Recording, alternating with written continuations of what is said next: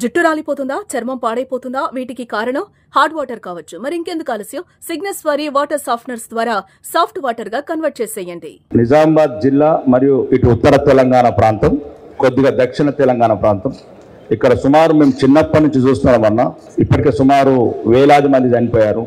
ఈ రోడ్ల మీద రైతులకు సరైన కల్లాలు లేక, స్టోరేజ్ లేక, ఇప్పుడు కూడా మేము వస్తుంటే ప్రతి రోడ్డు మీద నిన్న కూడా 3 చనిపోయారు.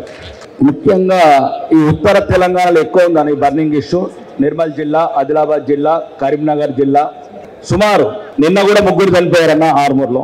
మీరందరూ నాకు బాగా గౌరవనీయమైన రైతు నాయకుడు తుమ్మల నాగేశ్వరరావు అంటే చాలా అభిమానం. ఎప్పుడు రైతుల తరఫున రైతుల గురించి ఆలోచించే నాయకుడు. మీరు సీనియర్ నాయకులు అన్న, ఇప్పుడు పోచారం శ్రీనివాసరెడ్డి గారు చెప్పినట్లు 30-40 ఏళ్ళ నుంచి రాజకీయాలలో ఉన్నారు. ఏదో కనుగొనండి అన్న. అంటే ఈ రైతు వరి కుప్పలు తొందరగా మనం ప్రొక్యూర్మెంట్ సెంటర్స్కి వచ్చి రైస్ మిల్స్ తొందరగా పోయేటట్లు, అప్పటి వరకు గ్రామాలల్లో వేలాది ఎకరాలు కబ్జాకు గురైనాయి.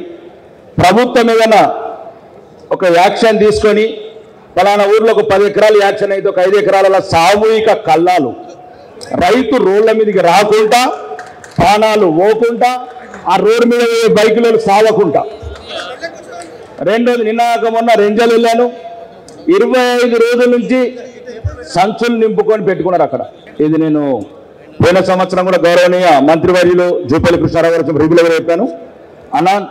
తెలంగాణలో మొత్తం 11,769 గ్రామాలు ఉన్నాయి, 612 మండలాలు ఉన్నాయన్న.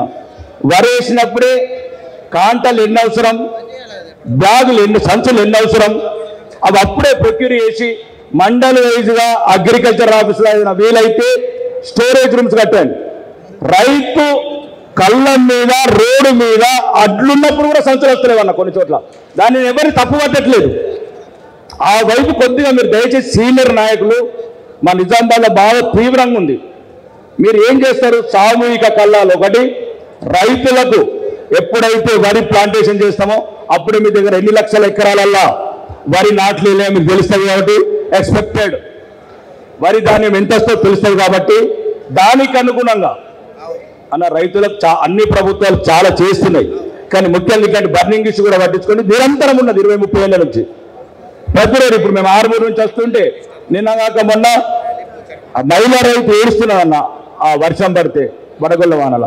మీరు అనుకుంటే సీనియర్ మంత్రులు చేయగలుగుతారు, మీకు అనుభవం ఉంది, 30-40 సంవత్సరాల అనుభవం ఉంది, 6-7 సార్లు అసెంబ్లీకి వచ్చారు.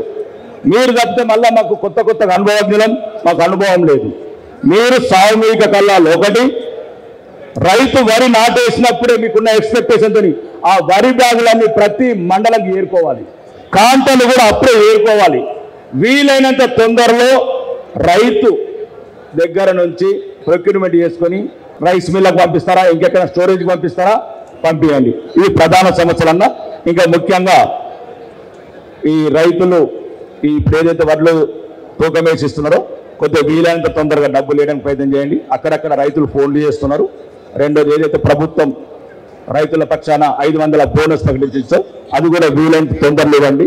ఇంకేదన్నా మీరు రైతుల తరఫున రైతు భరోసా లాంటి స్కీములు ఏవైతున్నాయో కొద్దిగా తొందరగా ఇచ్చి రైతులకు సరైన సమయంలో పెట్టుబడి సాయం చేయాలని కోరుకుంటూ ఈ అవకాశం ఇచ్చిన మీ అందరికీ, మరి సీనియర్ మంత్రులకు, వేదిక మీద ఉన్న పెద్దలందరికీ ధన్యవాదాలు తెలుపుకుంటున్నాను.